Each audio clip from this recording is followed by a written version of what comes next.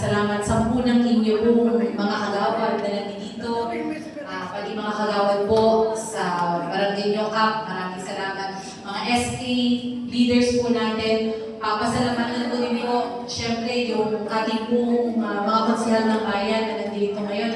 Nandito po si Konsihal Jem. Committee po ninyo to no? Kaya ako nandito.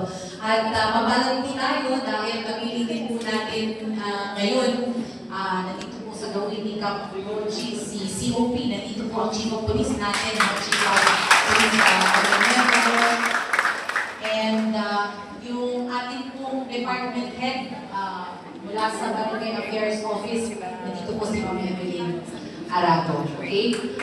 Ipinaliwanag po sa akin yung mention ng programa po ito.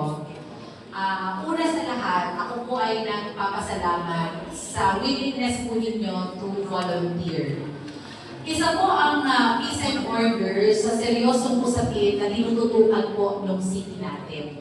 Ang isa pong community o syudad na payapa at ligtas ay nagdudulot po ng kaligayahan sa ating mga constituents. Ang isang lugar po na payapa and orderly, masarap tumira dyan. At kapag po ang isang syudad ay payapa at maayos, magaan po para sa mga investors o mga mamumuhunan na pumasok at mag-invest. Kasi meron pong tinatawag na kapanatagan. Diba?